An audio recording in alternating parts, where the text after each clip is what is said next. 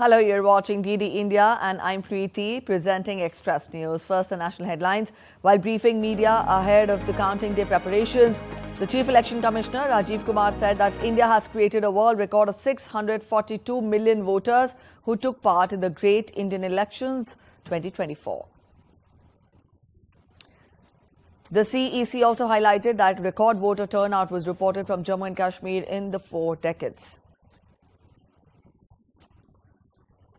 He further said that seizures of 10,000 crore rupees was reported, which included cash, freebies, drugs and liquor as compared to 3,500 crore rupees in 2019. He also said that 3-layer security of Central Armed Police Forces has been put in place at the counting centres. India's Election Commission has issued a handbook to poll officials ahead of the counting of votes of recently held general elections. Counting of votes for general election and state legislative assemblies of Andhra Pradesh and Odisha and by-elections to assembly constituencies will be held on June 4th. India's Election Commission has provided central forces to prevent any post-poll violence based on assessment provided by the states and central observers. The Election Commission of India has ordered re-polls at 1 polling station each in Barasat and Mathurapur constituencies for general elections in the eastern coastal state of West Bengal. Exit polls have unanimously predicted victory for the DMK alliance, but not a clean sweep. Polls have also predicted the BJP making significant inroads into Tamil Nadu. In Maharashtra, winning predictions are divided on the performance of the ruling Mahayuti as compared to the MVA in the state. India's Prime Minister Narendra Modi expressed his new resolve after his 45-hour-long meditation in Kanyakumari concluded. He exhorted citizens to dedicate the next 25 years solely for the nation. Prime Minister said everyone's efforts will create a strong foundation for the coming generations and the coming centuries, taking Bharat to new heights. India's President Draupadi Murmu and Vice President Jagdeep Dhankar have expressed grief over the death of people in a road accident in Rajgarh district of Rajasthan that claimed 13 lives and injured 18 others.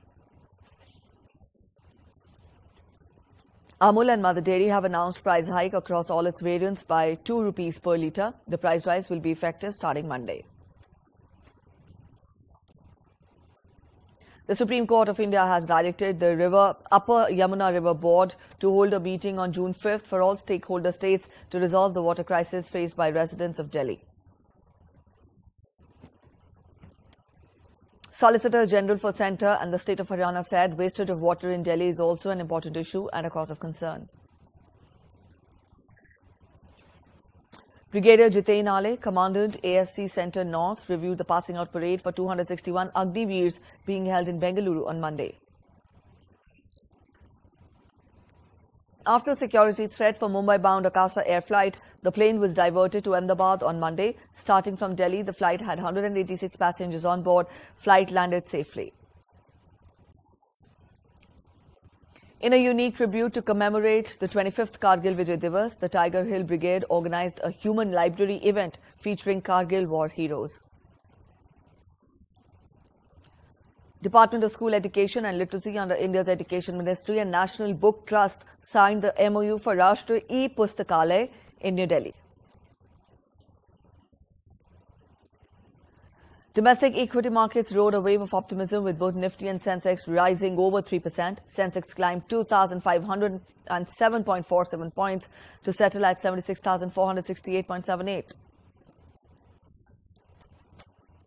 Nifty jumped 733.2 points to settle at 23,263.9.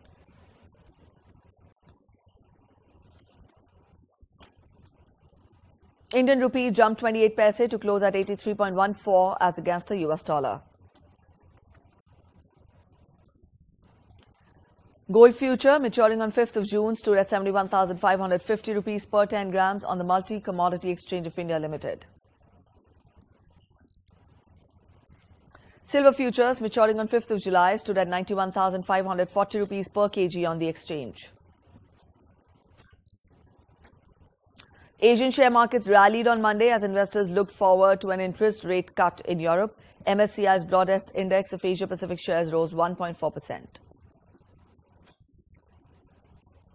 European shares rose on Monday, tracking gains in Asian equities while investors braced for a key interest rate decision from the European Central Bank later this week. Oil prices were little changed on Monday as investors weighed a move by producer group OPEC Plus to extend deep output cuts well into 2025. Brent futures for August were down 0.2% to $80.97 a barrel. Australia's independent wage-setting body on Monday raised the national minimum wage by 3.75%, largely in line with inflation as families tackle soaring living costs. Australian consumer price inflation rose at an annual pace of 3.6% in April, the highest level in 5 months, adding to the risks to the next move in interest rate cuts might be upward.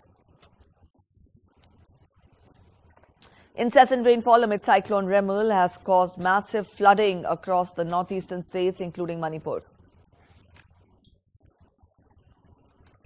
Rescue efforts continue to clean waterlogged areas. Manipur's fire service teams have begun work to declog obstructions and restore the flow of Naga River at North AOC, Imphal.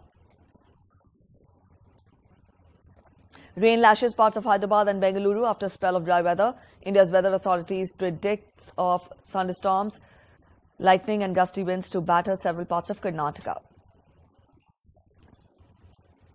The IMD has forecast that heat wave conditions will persist with reduced intensity over northwest, central and east India for the next 2 days.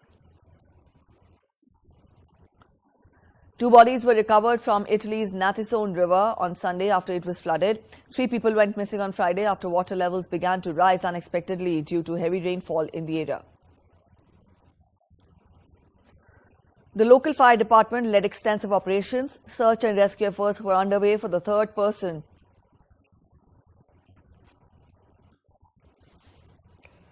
California's Joaquin Valley battled a fast-moving wildfire on Sunday as it left 1,000 acres of land charred.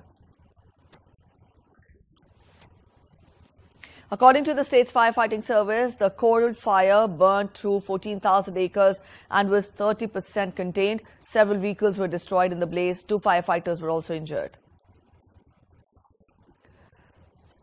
Severe monsoon over the weekend in Sri Lanka caused widespread devastation across the island, claiming at least 15 lives and leaving more than 19,000 people stranded.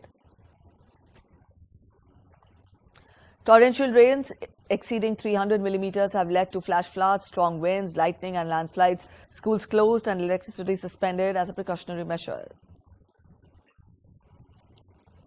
Mexico has made history by electing its first woman president in the country's largest election ever. Claudia Sheinbaum, the former mayor of Mexico City, won the presidency by a strong majority on Monday.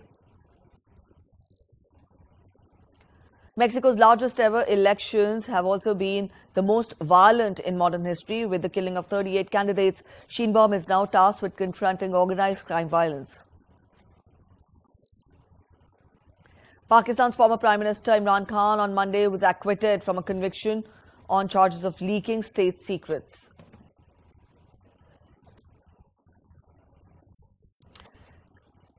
U.S. Secretary of State Antony Blinken held phone calls with Israeli Defense Minister Yoav Gallant and centrist Minister Benny Gantz to discuss the latest ceasefire deal in Gaza.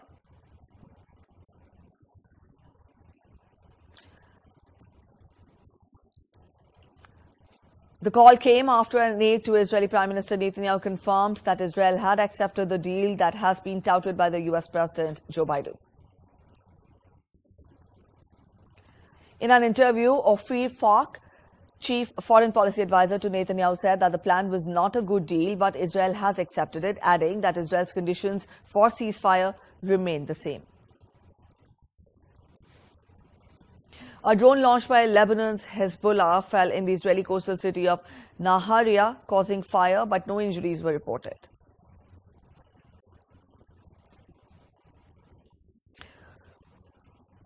Lebanon's caretaker Foreign Minister Abdullah Bo Habib met Iran's acting Foreign Minister Ali Bagheri Khani during his first visit to Beirut on Monday. The Iranian minister reaffirmed need for regional cooperation in support of Gaza.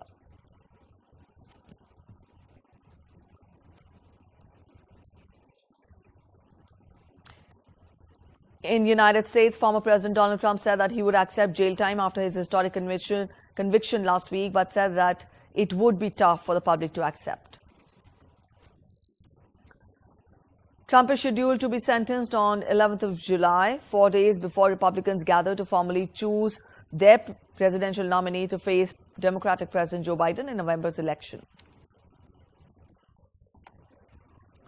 In South Africa, African National Congress lost its outright majority for the first time in 30 years after the final results were announced on Sunday.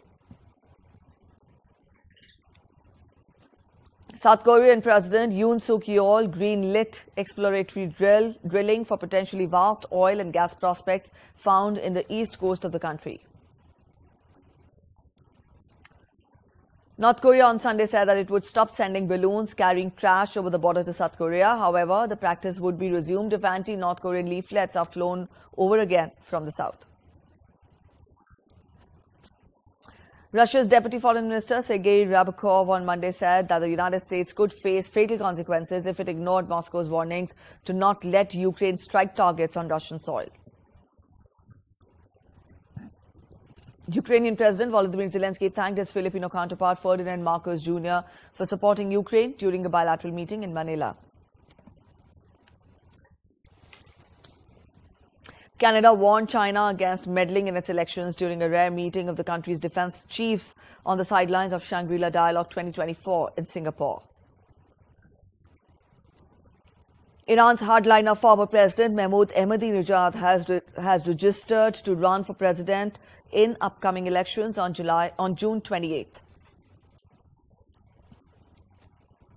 Ahead of the European elections, Spanish farmers from the Basque County marched towards the French border on Monday, planning for a roadblock on each side of the French-Spanish border. An agreement was signed between Tanzania and South Korea to allow a loan of $2.5 billion to the former over the next 5 years through concessional loans. Boeing and NASA have said that their teams are preparing to launch the new Starliner space capsule on the 5th of June after scrubbing its inaugural test flight launch attempt on Saturday. At least one person was killed and 25 others were injured in an overnight shooting in Ohio, United States. A firearm and several dozen shell casings were recovered at the scene, local media reported.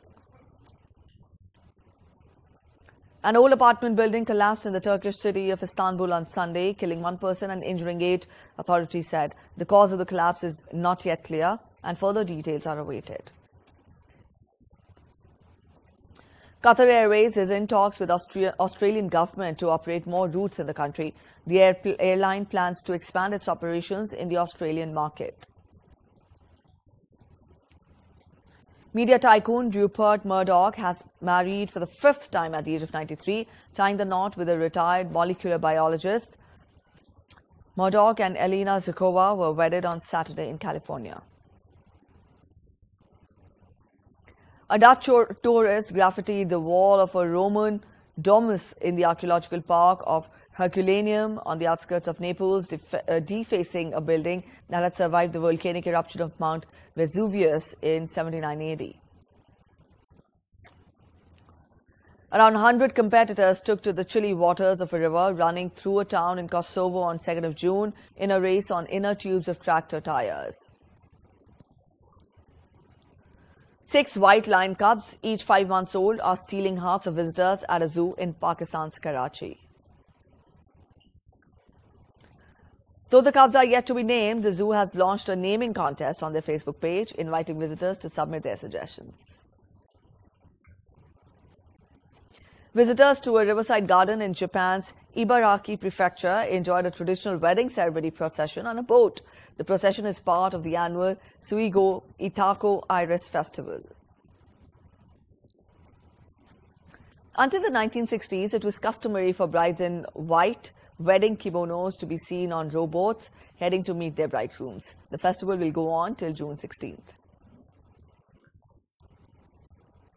Today is World Bicycle Day, a day dedicated to raise awareness about the many benefits of cycling and urge people to shift to the sustainable mode of transformation. Thousands of people turned out on 2nd of June in West Hollywood, one of the best-known LGBTQ communities in the United States, for their annual Pride Parade. Led by singer-songwriter Cyndi Lauper, the parade featured drag queens, go-go dancers, flag dancers, line dancers, moms giving hugs, roller skaters, as well as politicians. The colors of the rainbow filled Sao Paulo on 2nd of June as tens of thousands of Brazilians turned out to kick off Pride season with a massive parade. Many in the march dressed up in Brazil's national colors, yellow and green, as a way of reclaiming them from their use in far-right marches that have spoken out against equality. North Korean children enjoyed International Children's Day in Pyongyang. State media reported on 2nd of June the songbook kindergarten children were seen playing athletic and computer games at schoolyard. A baby finless porpoise, listed as an internationally endangered species, was spotted in a South Korean national park alongside the southern coast. Shanghai is advancing its efforts in recycling new energy vehicles by improving dismantling processes and battery recycling, fostering industry growth and leveraging local resources. In its latest promotional bid to woo the tourists, the Hong Kong government will roll out guided city tours in October. More than 500 residents and tourists can join these tours free of charge. Spain's Madrid Zoo Aquarium held a welcoming ceremony for a giant panda couple from China following the renewal of its agreement with China Wildlife Conservation Association for giant panda protection. Hira Mandi, the Diamond Bazaar debut web series of Sanjay Leela Bhansali, returns for the second season, which will be streamed on Netflix. Rajkumar Rao and Janhvi Kapoor's film Mr. and Mrs. Mahi shows an increase in box office earnings on the third day, making nearly 6 crore on first Sunday. For Shahid Kapoor's upcoming film Deva, Pavel Gulati goes to physical training for cop role. Deva will be out in theatres this Shera. On Monday, Roy Kapoor Films production team got rights to produce the biopic on India's first Chief Election Commissioner, Sukumar Sen. In America's Got Talent, a global dance reality show, India's Jammu girl Arshia Sharma received standing ovation for her spooky dance performance. Upcoming Suits podcast of Patrick J. Adams and Sarah Rafferty to be named as a Suits Watch podcast. The podcast is produced by SiriusXM's Stitcher Studios. Anime series Tomb Raider, The Legend of Lara Croft, is all set to be premiered on October 10th, announced by Netflix. It has also released new teaser trailer for the series. With an exciting teaser, the release date of Outlander Season 7 unveiled, which is all set to be premiered on November 22nd. The new episodes will be available on Straz app, streaming and on-demand platforms. For Taylor Swift's second show, actor and producer Ryan Reynolds accompanies his wife Blake Lively in Madrid. For Light Hugs Festa, BTS agency Big Hit Music issued an apology for the entire conditions it applied for the upcoming in-prison event with Jin. In sports, Namibia beat Oman in the first super over of the T20 World Cup since 2012 to begin their campaign on a winning note in Barbados. Co-host West Indies got off to a winning start in the opening Group C match on Sunday as they beat Papua New Guinea by 5 wickets. Pakistan captain Babar Azam called on his side to stay in high spirits as it begins its 2020 World Cup campaign, in fact, off the back of a poor run of form. Real Madrid are preparing to announce the signing of Kylian Mbappe as a free agent, according to media reports on Sunday. Fiorentina coach Vincenzo Italiano confirmed that he was leaving the Serie A club after their season-ending win over Atalanta on Sunday. Portuguese football manager Jose Mourinho was unveiled as the new manager of Turkish Super League club Fenerbahce on Sunday. After their historic triumph, Real Madrid players presented the Champions League trophy to an ecstatic crowd in the Spanish capital's city centre on Sunday. Second seed Yannick Sinner shook off a sluggish start and blazed into the French Open quarterfinals on Sunday with a victory over local hope Corentin Moutet. Stefanos Tsitsipas kept alive his bid to win his first Grand Slam title, but the 2021 Roland Garros finalist was put to the test early on by Matteo Arnoldi, who had ousted sixth seed Andrei Rublev in the previous round. Tunisia's Ons Jabeur slid into the French Open quarterfinals for the second time when she earned a hard-fought 6-4, 6-4 victory over Denmark's Clara Tauson on Sunday. That's it in this edition of Express News. Thanks for watching. Bye-bye.